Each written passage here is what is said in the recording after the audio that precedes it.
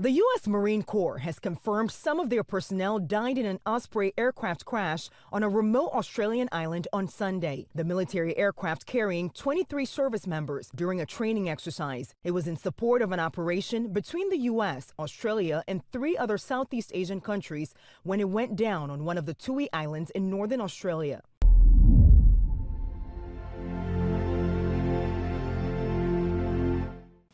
Hi folks, and welcome back to the Storm and Cellar. Unfortunately, another fatal V-22 Osprey crash happened this weekend.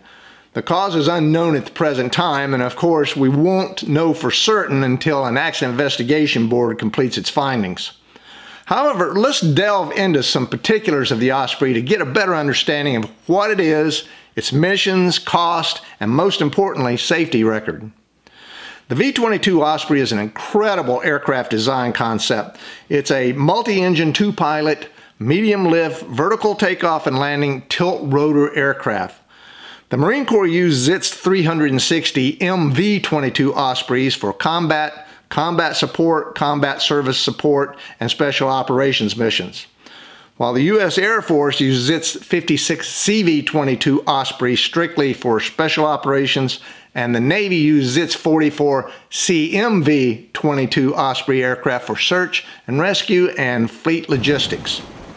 So primarily the V-22 is designed to move more troops faster in and out of a combat situation and can carry 24 passengers or 20,000 pounds of cargo at speeds of 300 miles per hour to a range of over 1,000 miles unrefueled.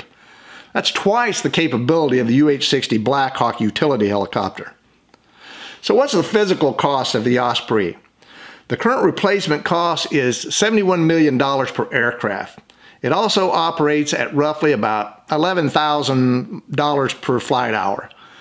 Some of the concerns has been that due to the Osprey's complex and technologically advanced aircraft design, there's a high acquisition and maintenance cost, which is normal. Also, the development and production of the Osprey faced significant budget overruns and delays initially. Okay, now the services have to say to themselves, is there a trade-off with cost versus the greater capability for the mission requirements?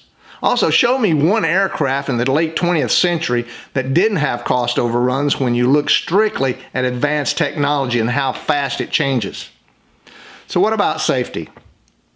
Is it a death trap, or is its safety record on par with other military aircraft? Look, any military accident is an unfortunate consequence of pushing aircraft to its limits and the inherent danger of military aviation itself.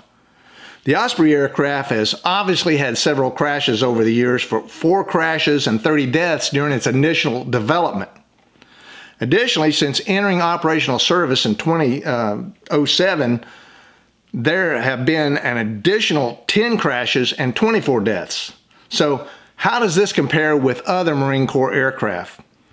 A U.S. Marine spokesman, Major Jorge Hernandez, said the Marine V-22 has a lower mishap rate per 100,000 flight hours than the AV-8 Harrier, which was pretty bad, an FA-18 Super Hornet, the F-35B Lightning II, or the CH-53 Super Stallion.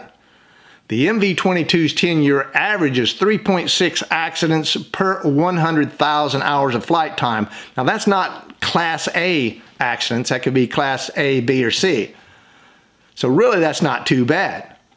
Just to put it in some context, the Osprey's 33 years of flying resulted in 51 service members dying in crashes. In the first 33 years of the UH-60 Black Hawk, they lost more than 180 American service members and civilians who died in non-combat related crashes. Now, of the 14 crashes so far, 7 have been attributed to pilot error, and the majority belong to the U.S. Marine Corps, which makes sense considering they own most of the fleet. As for the U.S. Air Force, there were only 2 Osprey crashes, one in 2011 and one in 2012. However, in 2022, the U.S. Air Force, along with the other services, grounded their entire fleets due to the several Marine Osprey incidences. Again, we won't know exactly what happened in Australia until the investigation board's findings, but What have been some other unique problems with the Osprey? Well, one finding was it had a hard clutch issue, which happens during takeoff and also can be rectified with the pilot paying attention to flying the aircraft. Another is when the aircraft descends too quickly at low speeds, it can lose lift when the rotor dips too far into its own downwash. This is called a vortex ring state. An Osprey in VRS can lose lift on one side, which causes it to flip or hard bank.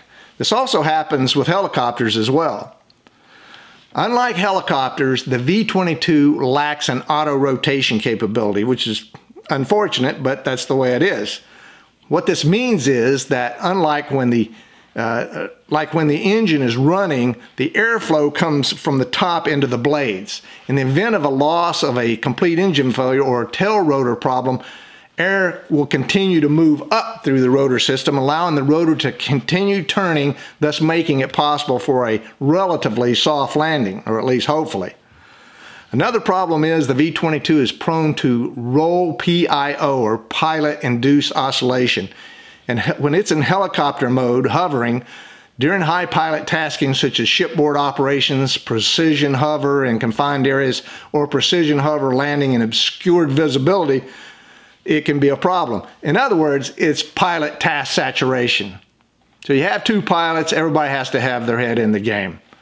V-22s has very high vibration, which is problematic for the subsystems, hydraulic, electrical, and mechanical systems, and it can lead to a high failure rate for those systems. The V-22s also have a susceptibility to wake or wing vortices from other aircraft that is problematic for roll control and can result in uncommanded rolling of the aircraft. That's a problem with any aircraft. I got into that once myself when I was behind a C5 and I wanted to wait 5 minutes, but tower pushed me and I got out there and my whole aircraft flipped upside down. So finally, T2s have high downwash velocity field, which gives it a potential to produce significant detrimental effects on hovering operations in desert environments with a lot of dust or over the water. Now, I think it's important to remember many of these problems are fixed through service aircraft flying procedures and proper use of the emergency checklist. Pilots need to continue good training and, like any other aircraft, continue to build as many hours in the Osprey to stay proficient. Now, to the plus side of the V-22 Osprey, what if it loses an engine? Well, the V-22's two Rolls-Royce engines are connected by drive shafts to a common central gearbox so that one engine can power both prop rotors through the drive shaft if any engine failure occurs.